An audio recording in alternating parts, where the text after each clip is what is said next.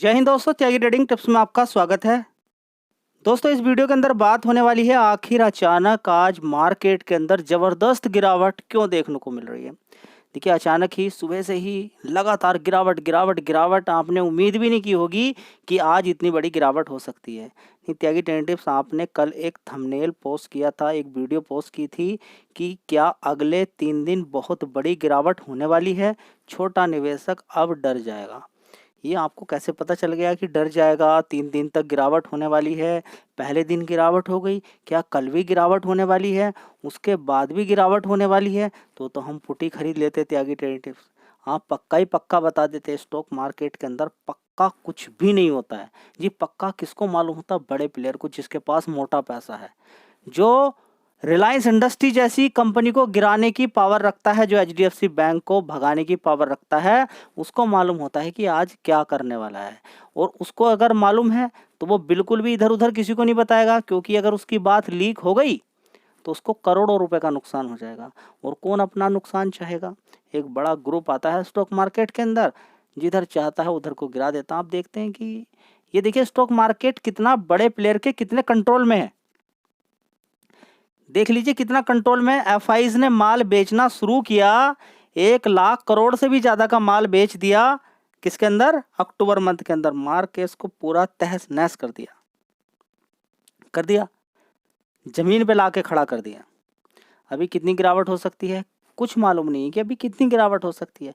मैंने आपसे कल भी इस वीडियो को बनाते समय बताया था कि एफआईज एक बड़ा मेन रीजन हो सकता है इस अगले मंथ यानी कि नवंबर में गिरावट का। और बड़ी खरीदारी अगर वो करता है तो शायद तेजी बनती नजर आएगी।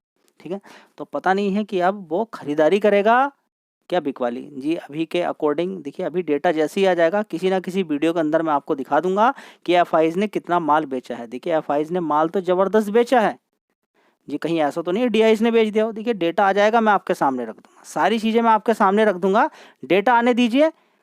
अगली किसी भी वीडियो के अंदर 3 वीडियोस आपको डेली मिलती है, किसी भी दूसरी या तीसरी वीडियो के अंदर आपको जानकारी मिल जाएगी कि एफआईज ने आज कितना माल बेचा है। ठीक है, तो सारी बात आपको क्लियर हो गई है कि आज सबसे बड़ा कारण यही है कि बड़े प्लेयर के द्वारा माल बेचा गया है, जिसकी वजह से मार्केट के अंदर भयंकर गिरावट देखने को मिली है।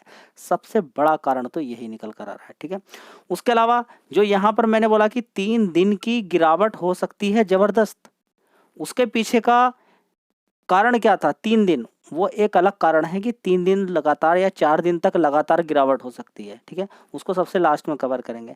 लेकिन अगर बात की जाए सिर्फ आज की, आज क्यों गिरावट हुई है, तो उसके पीछे का सबसे बड़ा कारण है स्टॉक स्पेसिफिक गिरावट होना। देखिए, स्टॉक स्पेसिफिक तो गिरावट नहीं हुई त्यागी टेंटिव, आप झूठ बोल रहे हैं, सारे पूरे स्टॉक मार्केट के अंदर ही गिरावट हो गई है। आप स्टॉक स्पेसिफिक क्यों बोल सकते हैं? देखिए, कुछ शेयर का वेटेज ज़्यादा होता है, जिसकी वजह से बड़ी गिरावट देखने को मिल जाती है। तो सबसे पहले हम देखेंगे कि कौन कौन से ऐसे शेयर हैं जो ज़बरदस्त गिरे और उनकी वजह से मार्केट के अंदर पूरा कोलाहल मच गया। कंपनियों के अंदर जब भी कभी निफ्टी 50 के अंदर आपको गिरावट देखने को मिल जाए, मतलब कि बड़ी बड़ी कंपनियों के अंदर गिरावट देखने को मिली है, याद रखिएगा, बड़ी बड़ी, क्योंकि 50 कंपनियों के अंदर गिरावट होती है तो इस शेयर के अंदर गिरावट हो जाती है। लेकिन कभी कभी ऐसा होता है कि केवल 10 शेयर ही गिरेंगे तो इसके अंदर भी जबरदस्त गिरावट हो जाती है। तो 400-500 पॉइंट की जो आज गिरावट देखने को मिली है निफ्टी 50 के अंदर, उसका देखिए अभी एक रिकवरी हुई है। यहाँ पर रिकवरी का मतलब समझ रहे हैं कि जो मार्केट गिरा था वो रिकवर हो गया, उसकी वजह से यहाँ पर दिखाई दे रहा है। अगर देखें यहाँ पर सेंसेक्स के अंदर 941 पॉइंट की गिरावट है।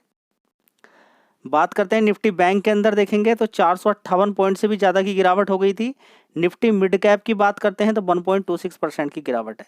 जहाँ पर भी आप देखेंगे, स्मॉल कैप की बात करें, मिड कैप की बात करें, जहाँ भी देखेंगे आप गिरावट ही गिरावट आपको देखने को मिल रही है। ठीक है, तो सबसे बड़ा कारण देख लेते हैं, जो 10 शेयर्स हैं, बड़े शेयर जिनके अंदर गिरावट हुई है और मार्केट के अंदर बड़ी गिरावट देखने को आपको मिल रही है।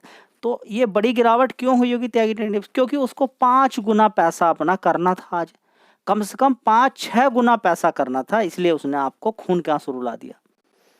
जी देखिए, आज तो हम रोने लगे त्यागी ट्रेडिंग, हाँ यही तो है, उसको 5-6 गुना पैसा अपना करना था, इसलिए उसने खून के आंसू सब लोगों को रुला दिया।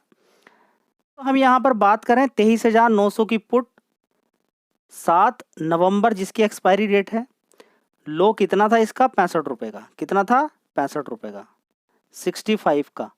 हाई कितना मारा है? 285। समझ लीजिए एक दिन में आपके शेयर का भाव है 65 रुपीज़, पहुँच जाता है वो 265 रुपये। तो देखिए आपकी कितनी इनकम हो रही है। ठीक है, तो कितना पैसा बन जाता है यहाँ पे, 4-5 गुना बड़ा प्लेयर अपना पैसा बना लेता है। ठीक है, तो ओवरऑल मिला के अगर हम देखते हैं तो आज पहले से ही डिसाइडेड था बड़े प्लेयर को कि मुझे आज इतने गुना 4-5 गुना पैसा करना ही करना है। उसने कर लिया अपना 4-5 गुना पैसा। चलिए तो देख लेते हैं जो 4-5 गुना पैसा किया है वो कौन से शेयर हैं जिसको उन्होंने गिराया है। तो दोस्तों यहाँ पर देखेंगे रिलायंस इंडस्ट्री, बड़ी गिरावट थी, रिकवरी हुई है। सबसे बड़ा मेजर रीजन निफ्टी 50 के अंदर सबसे बड़ा ज़्यादा वेटेज रखता है रिलायंस इंडस्ट्री। देखिए अभी 1300 रुपये के आसपास आपको दिखाई दे रहा है। ये 1300 रुपये के आसपास क्यों दिखाई दे रहा है, ये 1300 रुपये के आसपास इसलिए दिखाई दे रहा है क्योंकि एक शेयर के बदले में एक बोनस दे दिया इसने। ठीक है, इसके अलावा अगर बात करते हैं HDFC बैंक 23 रुपये गिरा, उससे बड़ी गिरावट हुई थी। इन्फोसिस में बड़ी गिरावट हुई थी लेकिन रिकवरी हो गई। आपने देखा 200 पॉइंट की रिकवरी निफ्टी 50 के अंदर देखने को मिली है। ICICI बैंक 14 पॉइंट की गिरावट है। ठीक है, 14 पॉइंट की गिरावट है लेकिन गिरावट और बड़ी थी। कोटक बैंक के अंदर 15 पॉइंट की गिरावट है। TCS के अंदर 20 पॉइंट की गिरावट है। हिंदुस्तान यूनिलीवर के अंदर 12 पॉइंट की गिरावट देखने को मिल रही है। ठीक है, लार्सन एंड टोब्रो 51 पॉइंट की गिरावट है। ITC के अंदर 5 पॉइंट की गिरावट आपको देखने को मिल रही है। भारतीय एयरटेल 25 पॉइंट की गिरावट है। मारुति के अंदर 57 पॉइंट की गिरावट देखने को मिली है। देखिए मार्केट के अंदर गिरावट तो बहुत सारे शेयर्स के अंदर है। ठीक है, फिलहाल अगर हम यहाँ पर बात करते हैं ये मेजर कंपनी जो सबसे बड़ी, देखिए सबसे बड़ा जो कारण मानेंगे आप रिलायंस इंडस्ट्री को मानेंगे। सबसे बड़ा कारण किसको मानेंगे, रिलायंस इंडस्ट्री। दूसरे नंबर पर आप किसको मानेंगे, HDFC बैंक। तो दोनों ही ज़बरदस्त गिरावट इनके अंदर आज हुई है, 1-1, 2-2 परसेंट की 3% तक की गिरावट लगभग देखने को मिली रिलायंस इंडस्ट्री के अंदर। तो 3% की गिरावट करने का मतलब 3-4 गुना पैसा है अपने कर लेते हैं बड़े प्यार के साथ निफ्टी 50 से। ठीक है, तो समझ बात आ गई आपको टोटल मिला के। तो SBI की बात करें, ICICI बैंक की बात करें, सबके अंदर यहाँ पर आज गिरावट देखने को मिल रही है। सिर्फ किसकी वजह से, इनको 5-6 गुना अपना पैसा करना था। ठीक है, अब चलिए जो कल जिस बात पे मैंने बोला था कि 3-4-5-6 दिन आगे भी गिरावट देखने को मिल सकती है, उसका बड़ा कारण क्या हो सकता है, उसका बड़ा कारण क्या हो सकता है, तो उसका कल जो मैंने आपको बताया था रीजन। दोस्तों अगला सबसे बड़ा कारण यहाँ पर निकल कर आ रहा है ट्रंप और कमला हैरिस, कौन जीतने वाला है। इलेक्शन की अगर बात करते हैं तो 5 नवंबर को वोटिंग यहाँ पर होने वाली है। 5 नवंबर को वोटिंग 6 बजे से लेकर रात के 8 बजे तक चलने वाली है अमेरिका के अंदर। यहाँ पर क्या टाइम होगा, यहाँ पर देखेंगे आप 6 नवंबर को, वहाँ पर 5 नवंबर को वोटिंग होने वाली है 6 बजे से लेके रात के 8 बजे तक। यहाँ पर अगर आप देखना चाहते हैं, लाइव सारी चीज़ें देखना चाहते हैं, न्यूज़ वगैरह सारी चीज़ें कवर करना चाहते हैं, तो सुबह 4:30 बजे से शाम के 6 बजे तक अपडेट आपको मिलता रहेगा अगर आप देखना चाहते हैं तो। ठीक है, तो कुल मिला के 4, 5, 6 और 7 ये कुछ टाइम ऐसा होने वाला है कि मार्केट के अंदर बड़ी वॉलेटिलिटी आपको देखने को मिलेगी। आपने देखा कि ट्रंप अगर जीत जाते हैं तो उनका व्यू बिल्कुल एकदम है कि हम यूक्रेन को बिल्कुल भी हथियार नहीं देंगे, यूक्रेन को नहीं देंगे, हो सकता है इजराइल को भी ना दें, पॉसिबल है। किस तरह का मूड घूम जाए ट्रंप का कोई कह नहीं सकता है। ठीक है, वो क्या आज कुछ बोलने वाला है ट्रंप, कल को कुछ और बोलने वाला है। ठीक है, तो ये बड़ा अपने में कंसर्न निकल कर आ जाता है। तो देखने वाली बात यहाँ पर यही है कि अब कौन यहाँ पर जीतने वाला है US इलेक्शन के अंदर। ठीक है, तो 6 नवंबर को काउंटिंग आपको देखने को मिल जाएगी, सारी चीज़ें आपको देखने को मिलेगी। ठीक है, कि कौन जीतने वाला है, कौन विनर होने वाला है, सारी चीज़ें यहाँ पर आपको देखने को मिलेगी इसी वीक के अंदर। और आपको सारी चीज़ें देखने को मिलती रहेगी, बीच बीच में अपडेट भी आपको देखने को मिलता रहेगा, अलग अलग जगह से आपको सारी चीज़ें देखने को मिलती रहेगी। कोई इकोनॉमी के बारे में कुछ और बोलता है, कोई कुछ क्या बोलता है। ठीक है, उस चीज़ का भी सारी चीज़ें यहाँ पर देखने को मिलती रहेगी। और कभी कभी बीच में आपको यही चीज़ें देखने को मिलेगी कि 25 बेसिस पॉइंट बढ़ने वाला है, घटने वाला है, या घटेगा, रेट कट होगा, ये सारी चीज़ें भी आपको देखने को मिलती रहेगी।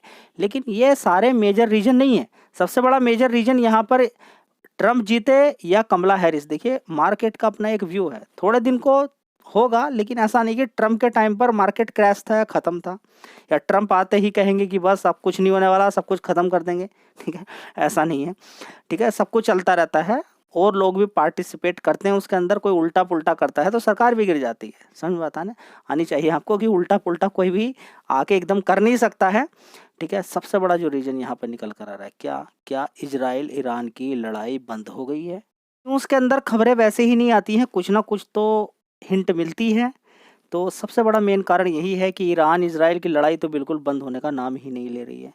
ठीक है, ईरान तो कोई पार्टिसिपेट नहीं करता है त्यागी टेंटिव, उसके देखिए वो पार्टिसिपेट करे ना करे, हिजबुल्ला उसके साथ है, हमास उसके साथ है और दूसरे छोटे मोटे संगठन उसके साथ हो जाते हैं और लड़ाई जारी है। ठीक है, यहाँ पर आप देख सकते हैं कि IDF यानी कि इजराइल डिफेंस फोर्स का कहना है कि उन्होंने हिजबुल्ला के कमांडर अबू अली को क्या कर दिया है, एलिमिनेट कर दिया है। ठीक है, यहाँ पर देखेंगे कि इजराइल वार क्या हो सकता है और आगे बढ़ता हुआ नजर आ सकता है। यहाँ पर देखिए ईरान रेडी है क्या करने के लिए, with deadly revenge plan, satellite image से दिख जाता है। ठीक है, आजकल तो बहुत सारी फैसिलिटी हैं। ठीक है, तो US के अंदर अगर देखेंगे क्या करना चाहिए, यहाँ पर हटना चाहिए नहीं हटना चाहिए, युद्ध कब होने वाला है, क्या इलेक्शन का ही इंतज़ार हो रहा था या फिर कुछ ऐसा होने वाला है इलेक्शन के बाद, अगर यहाँ पर जो बाइडन की सरकार आ जाती है तो कुछ और चीज़ें देखने को यहाँ पर मिलेगी, या फिर ट्रंप अपने अकॉर्डिंग हैंडल करते नजर आएंगे, या फिर युद्ध आगे और बढ़ने वाला है। सबसे बड़ा जो खतरा यहाँ पर नज़र आ रहा है वो इजराइल और ईरान को लेकर आ रहा है, क्योंकि इनके साथ कोई ना कोई है, इनके साथ कोई ना कोई खड़ा है और इनके साथ खड़ा होने से एक लंबी कुछ दिक्कतें परेशानी हो सकती है। ठीक है, त्यागी टेरिटिव्स क्या ग्लोबली इस चीज़ का असर पड़ेगा, पड़ता है इन सारी चीज़ों को। आप देखेंगे कि ईरान से कितनी सारी चीज़ें एक्सपोर्ट की जाती हैं, खासकर क्रूड, समझ बताइए क्रूड अगर वहाँ से जिन जिन देशों को मिल रहा है अगर महंगा मिलना शुरू हो जाए तो फिर क्या होगा। अब दूसरी बात क्या है कि ईरान अपनी, देखिए इतने सारे हथियार अगर लगातार लड़ाई करता जा रहा है तो इसका मतलब क्या है कि ईरान ऑलरेडी पहले ही 10-15 साल पीछे पहुंच चुका है। इसी तरह से इजराइल ही पहुंच चुका है 10-15 साल पीछे। ठीक है, क्योंकि इतने हथियार, इतनी ज़्यादा संपत्ति का करना, ख़त्म करना, वो अपने में एक बड़ी बात निकल कर जाती है। ठीक है, तो अभी यहाँ पर अगर हम बात करें तो पुतिन साहब तो साइड में खड़े हो गए हैं और इजराइल ईरान की लड़ाई ज़बरदस्त यहाँ पर चलती नज़र आ रही है। अभी में देखेंगे लगभग 200-250 पिछले 24-25 घंटे के अंदर 200-250 स्ट्राइक कर दी गई हैं इजराइल के ऊपर। ठीक है, तो एक फैक्ट्री थी उसके अंदर भी उसकी छत पर बड़ा अटैक किया गया है। तो अटैक ये रुकने का नाम नहीं ले रहे हैं। ठीक है, तो बड़ा हिट कैसे हो सकता है ग्लोबली, देखिए बड़ा हिट तब हो सकता है जब बड़ा हमला हो, बहुत ज़बरदस्त हमला अगर होता है, खासकर ईरान की, किस पर, ईरान की बड़ी बड़ी जितनी भी तेल रिफाइनरी हैं, ऑयल रिफाइनरी हैं, गैस रिफाइनरी हैं, अगर उन पर अगर दिक्कत परेशानी अगर कुछ आती है तो बड़ा दिक्कत परेशानी हो सकती है। अगर ये युद्ध यहीं पर समाप्त होता है तो अपने में एक बहुत अच्छी बात रहेगी, नहीं होता है तो मार्केट के लिए तो खतरा बनी हुई चीज़ें हैं। लेकिन बात यही है कि परमाणु बम जब तक नहीं गिरता है तब तक ये मान के चलें कि मार्केट के अंदर करेक्शन तो देखने को मिल सकता है बड़ा, ख़त्म कुछ नहीं होने वाला। ठीक है, ख़त्म कुछ नहीं होने वाला है। ठीक है, अगर इसी तरह की लड़ाई चलती रहती है और ये 1 साल भी आगे चलती है और धीरे धीरे, देखिए अब इसको बार बार कौन करेगा, अब दोनों आपस में लड़ाई कर रहे हैं तो कर लीजिए भाई, अगर नहीं मानोगे तो क्या होगा, तेल तो दूसरी जगह से भी आता है, मर जाइए दोनों। ठीक है, वैसे भी इलेक्ट्रिक व्हीकल का ज़माना आ गया है। ठीक है, तो ये युद्ध जब तक समाप्त नहीं होता है मार्केट पे संकट तो बना ही रहता है। जैसे ही कोई लड़ाई आ जाती है कि हाँ इतनी स्ट्राइक हो गई, इतना कुछ हो गया, लोग डर जाते हैं, घबरा जाते हैं, माल बेच के निकल जाते हैं। ठीक है, तो सारे पॉइंट आपके समझ में आ गए। गिरावट का इजराइल ईरान, जो कि लड़ाई अभी रुक नहीं रही है, आने वाले टाइम में और बढ़ सकती है लड़ाई यहाँ पर। दूसरा यहाँ पर सबसे बड़ा कारण FIs लगातार माल बेच रहे हैं। तीसरा बड़ा कारण है आज की गिरावट का कि कुछ स्टॉक्स जो कि अच्छे वेटेज रखते हैं, Reliance industry, HDFC bank, Kotak, HDFC bank, इनके अंदर बड़ी गिरावट होने की वजह से आज की गिरावट आपको देखने को मिल रही है। इसके अलावा एक बड़ा पॉइंट और है जो कि आपको समझना चाहिए। देखिए आज की बड़ी गिरावट इसमें करके 5-6 गुना बड़े प्लेयर ने पैसा कमा लिया। तो एक गिरावट के कारण आपको समझ में आ जाना चाहिए, एक बड़ा लालच बड़े प्लेयर का कि आज इतना पैसा कमाना है। एक लगातार जो माल बेच रहे हैं इजराइल ईरान, एक इलेक्शन की वजह से वॉलेटिलिटी रहती है, कौन जीतेगा कौन हारेगा। तीसरा, अभी पिछले 2 साल के अंदर बड़ी तेज़ी बनी थी मार्केट के अंदर, तो उसी का यहाँ पर करेक्शन देखने को मिल रहा है। किसी कंपनी के रिजल्ट अच्छे आ जाते हैं तो तेज़ी बन जाती है, लेकिन वो ऑलरेडी बात करें तो उसके अंदर ऑलरेडी तेज़ी होती है, तो यहाँ पर बड़ा समझ पाना बड़ा कठिन हो रहा है। ठीक है, नेक्स्ट वीडियो में फिर बात करते हैं, काफ़ी सारे शेयर्स के साथ आएंगे। तब तक के लिए जय हिंद, वंदे मातरम।